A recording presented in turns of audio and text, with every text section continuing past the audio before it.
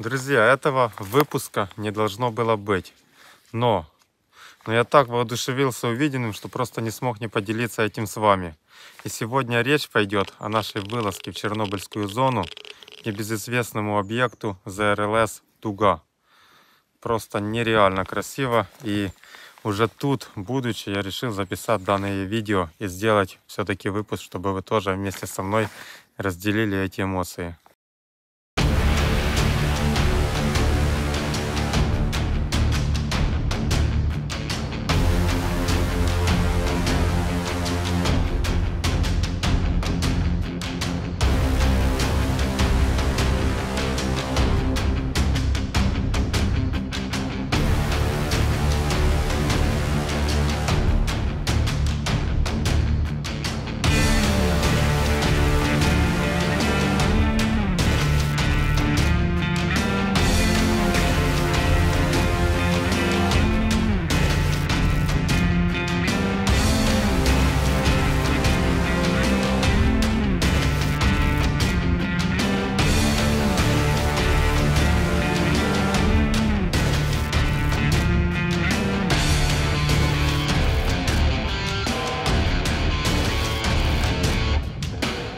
В общем, мы уже нарушили закон, зашли,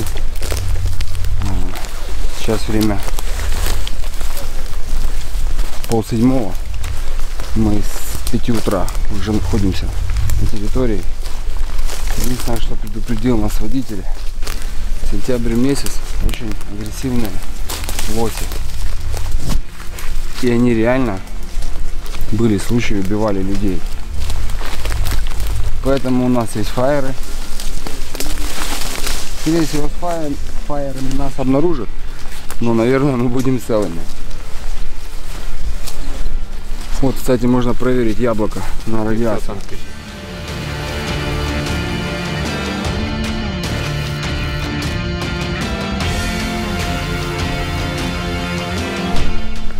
В настоящий момент административная ответственность за порушення вимог радіаційної безпеки согласно законодательству України составляет штраф минимальный 350-510 гривен, ну и плюс судебный сбор в таком же размере. То есть максимально, что человек может понести ответственность, это 1000 гривен.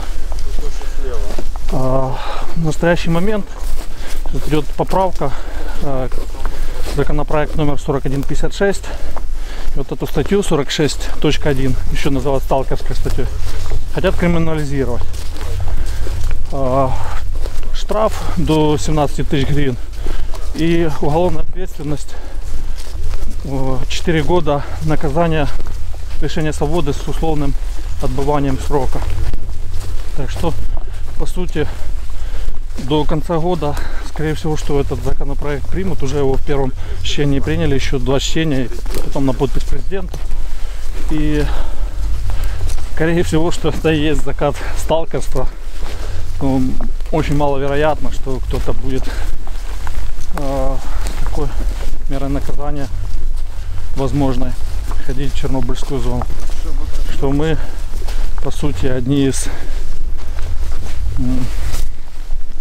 последних сталкеров, которые ходят сейчас. Для начала нам надо дойти километров 20-25. У нас еще река будет, нам нужно ее перейти. Переплыть. Да. Реку. Мы придем поближе к дуге и дождемся темноты. Потом пойдем в военный городок и заселимся в квартиру. То есть мы после дуги будем заселяться или как? Нет. Мы подойдем к дуге и будем ляжем в кусты и будем лежать. Ну, ты можешь лежать в кустах. Да. А ты где? А я буду в квартире, у меня 73-й. Мы на крыше здания дома. ВНЗ Круг. А потом, когда стемнеет, пойдем в военный городок и заселимся в квартиру. Будем там отдыхать, а на рассвете поднимемся на дугу. Да нет, так ляпу. Но это очень непросто будет сделать. Что, подняться на дугу? Дойти до военного городка. Так, 25 еще осталось? Ну, где-то около 25. Это если не будет каких-то форс-мажоров. Что в прошлый раз у нас с Димой по плану было 28, а получилось 35. А кто-то трекает? Да, я трекаю. Сколько у нас сейчас? Я включил где-то уже спустя километра 3. А, у меня должно быть на телефоне. Ну, это Ну, просто- Количество шагов. Да. да. Мы прошли немного, километров 5 где-то, потому что пересеченка. Мне кажется, мы уже 25 прошли, блядь. Мне вообще показывает, Что что мы делаем пошли с теми, кто отстает? Я простреливаю колено, Да. и он идет быстрее. Чтобы он не убежал. Не, чтобы шел Мы на быстрее. обратном пути. Завязать шнурки, поправить рюкзак, подтянуть штаны. На самый раз. Тут дорога метров 50. Мы сейчас готовимся, подходим к дороге, ложимся под откос. Я проверяю дорогу. Если чисто, мы перебегаем. Перебегаем и не останавливаемся. Бежим еще метров 50, вот, чтобы нас с дороги не было видно.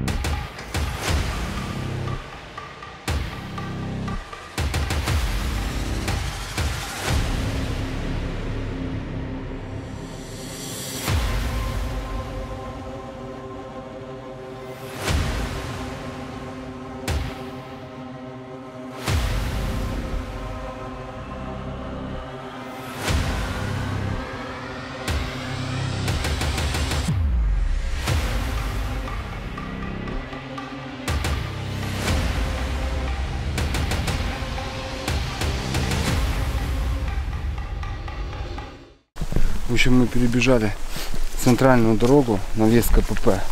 Все оценили качество дороги, асфальт идеальный. Мы бежали, сломя голову.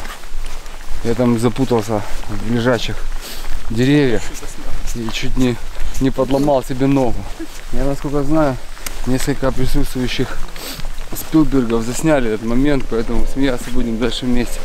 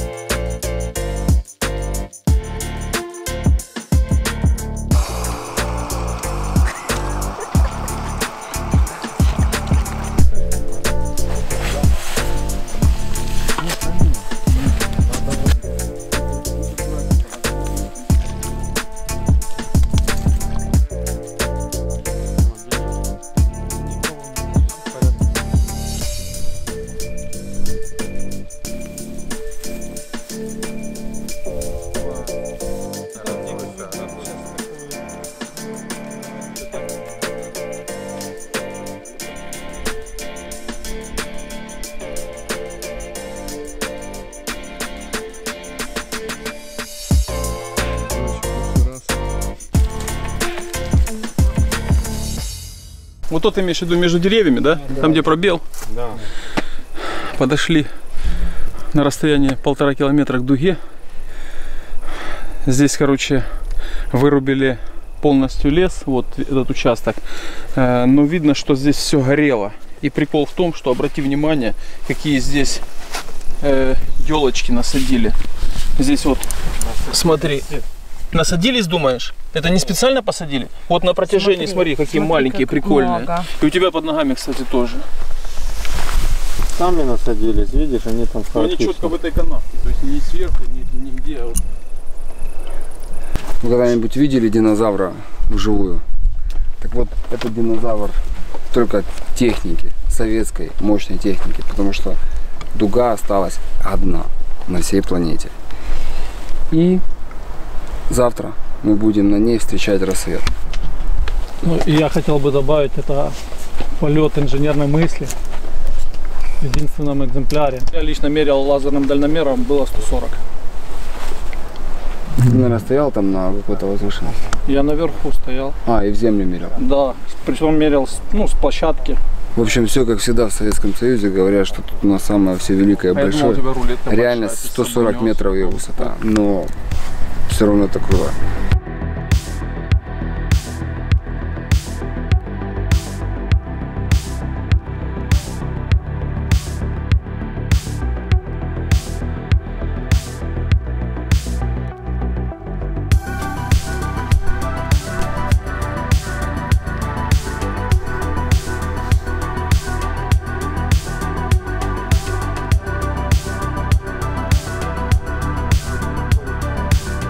Впечатление? Да. Очень заскучал за переходами, за походами с рюкзаком по лесу. И сегодня прям кайфанул от всего этого. Вначале, конечно, прикольно, что ты заходишь через колючую проволоку. Это добавляет такого экстрима. Плюс иногда нужно где-то маскироваться, где-то там прятаться. Видели диких лошадей. Это прикольно. Расстроился, что не увидел ни одного белого гриба не нашел. Я думал, тут прям растет сотнями. И еще мне очень нравится, что куча заброшенных объектов, понимаешь, ну какого масштаба тут была стройка, чего стоит одна дуга, чего стоит вся инфраструктура, которая была создана. И сегодня мы вон пикничок устроили на крыше, и это было кайфово. Завтра, думаю, как вылезем на дугу, ну, будет просто супер. Уникальное сооружение, которого очень жду.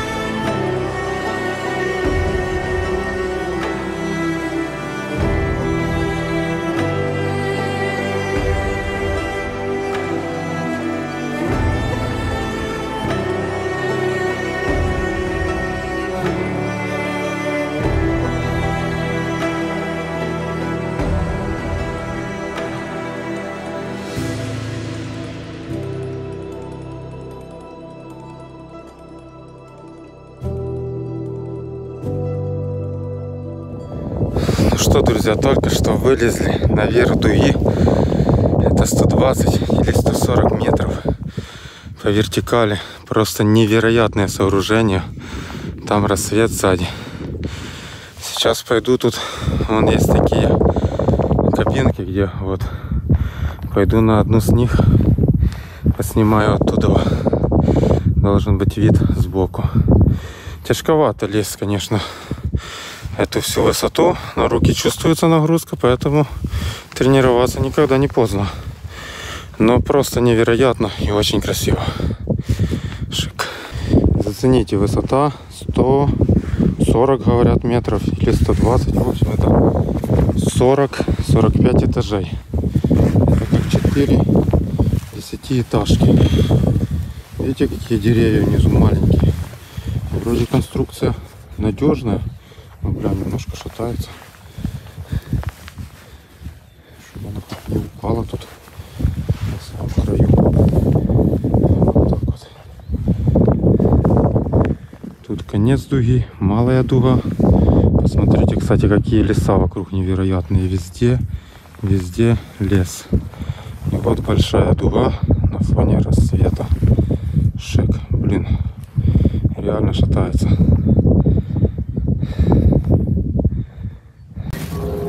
Короче, друзья, подошел к самому краю, видите, как оно ходит, шатается. Внизу маленькие елочки. Вот смотрите, как дуга отсюда. Ну, не знаю, видно ли масштаб, но это очень грандиозно. Поднялся наш оператор Артем. О, Что? Давай, Петюнчик. Да, конечно, девочки без платьей в походе или не в походе, но не могут. Я помолчу, а вы послушайте, как гудит дуга.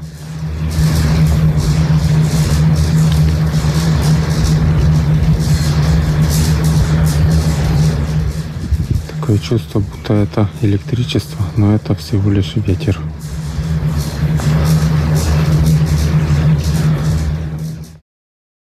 Друзья, дуга, ЗРЛС дуга, это просто что-то совершенно невероятное. Загоризонтная радиолокационная станция. Посмотрите, какие масштабы. Оп, увеличу так, и она уходит вон аж туда, налево и направо. Вот дальше там еще есть так называемая малая дуга. Просто нереально, сколько денег сюда вложено, сколько инженерной мысли, чтобы такое построить. Но главный вопрос, зачем? Холодная война — это, конечно, суровая штука. Просто миллиарды были вложены в оборону, в какой-то милитари сектор. Это прям строение нереальное просто.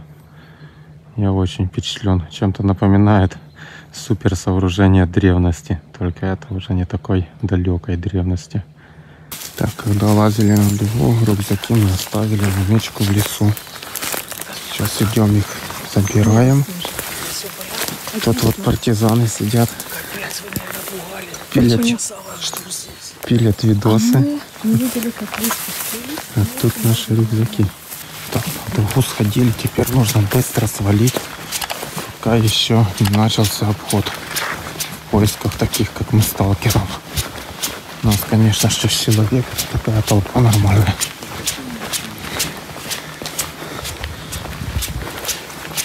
Место очень крутое. Мне прям понравилось. Не планировал снимать видео для ютуба в этот раз, что хотелось вдохнуть. А теперь, короче, слазил на духу, воодушевился. Бля, все здесь с телефонами. Одни блогеры.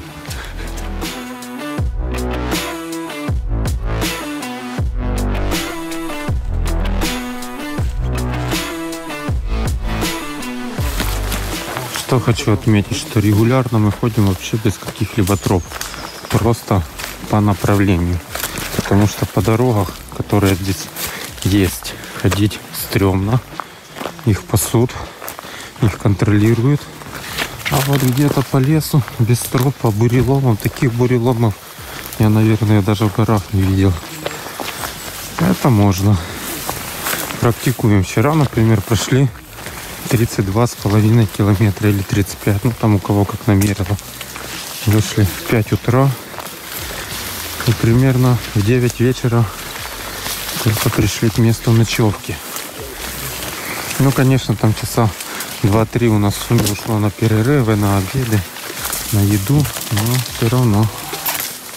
Друзья, только что дозиметром измерили радиацию, она показывает 0,1, ну или 100. А в Киеве это 0,16 или 160. То есть норма, по-моему, 300. Надо будет уточнить по возвращению. Не задавался этим вопросом. Но в чем факт? Что вот тут, возле дуги, в 1,5 раза радиации меньше, чем в Киеве. А я когда шел, я думал, что тут прям везде все зашкаливает. На самом деле нет. Классная природа. Радиации фактически нету. Если, конечно, не подходить там к буряковке, к Джокеру, к реактору. Прям там, наверное, зашкаливает. Но туда, возможно, мы пойдем в следующий раз. И на Припяти, говорят, еще зашкаливает.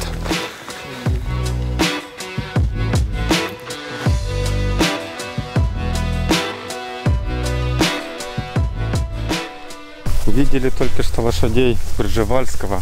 Говорят, кстати, что у них очень скверный характер. Поэтому немножко даже переживали, у кого он сквернее, кто кого больше боится. Мы их или они нас. И это очень прикольное чувство видеть таких больших животных в дикой природе, не за забором. Классно, природа, как видим, берет свое, конечно, если ее не трогать. Пойдемте, вот тут надо тихо.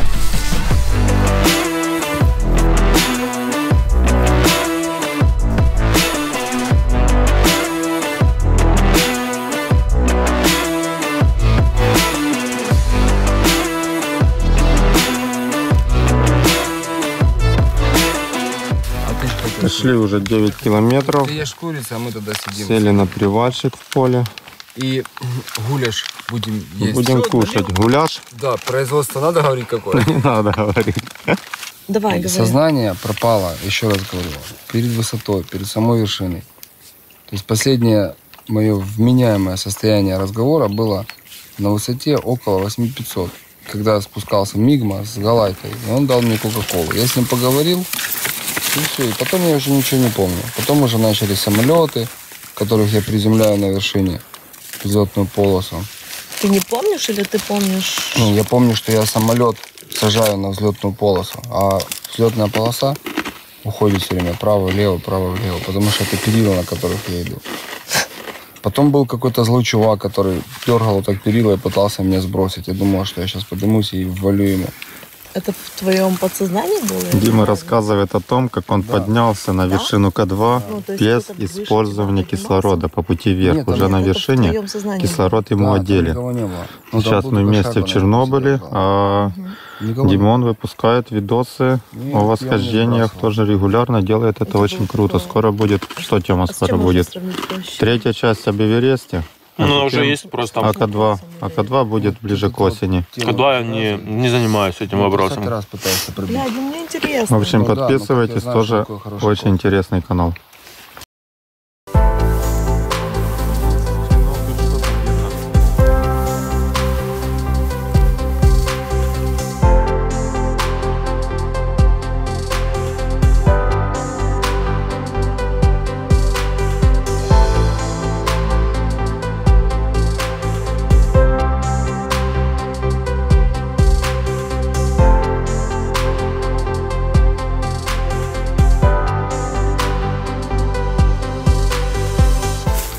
Сколько идем, всюду встречаются заброшенные дома. Вот прям реально страшно представить. Жили-были люди, сказали им, выселяемся, эвакуация на 3 дня. Выселились, кто забрал деньги, кто документы, кто может какие-то драгоценности, и все. Все остальные вещи оставили. И вот так вот просто не вернулись уже. Все, что было нажито непосильным трудом, все ушло. А мы нашли новые красные яблоки. Здесь, видно, был чей-то сад. Страшно это себе представить. И по сравнению с таким масштабом, конечно, все наши какие-то невзгоды кажутся просто мелочными. Так, вдоль дороги идти не получается.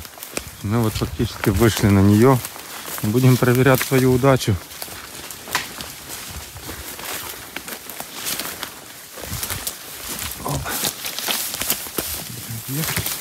Сейчас на такие буреломы. И нам надо сегодня еще пройти на километров 15 или 20 по такому. Оператору тяжелее всего. С яблоком и с камерой в одной руке.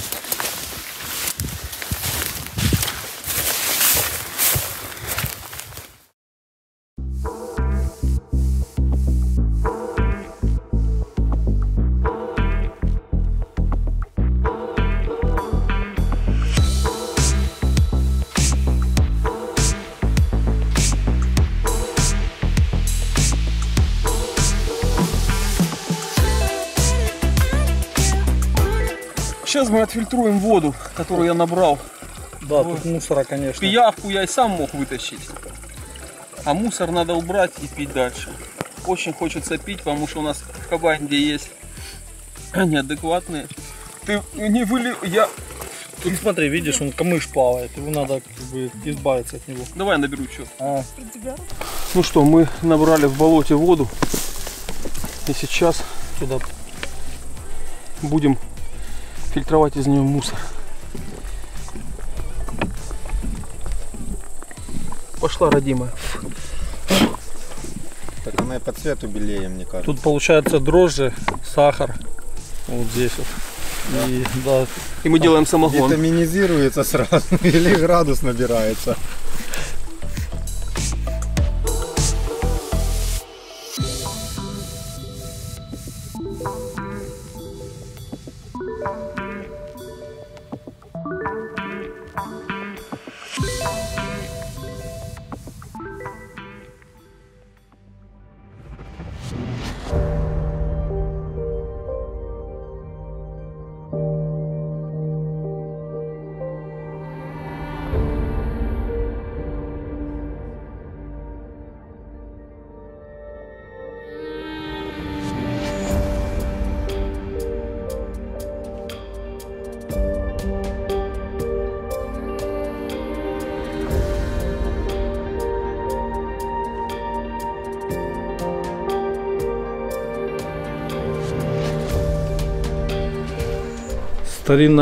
Старая церковь каменная в селе Замошня.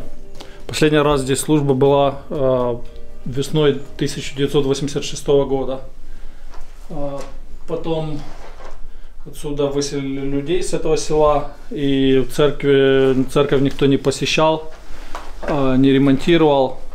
Тут обвалилась крыша, и пару лет назад некоторые активные люди, волонтеры, собрали какую-то сумму денег для реставрации. Купили лес, окна пластиковые поменяли частично. Вот. Но потом деньги закончились, поэтому если есть у вас потенциал, деньги приносите вот сюда.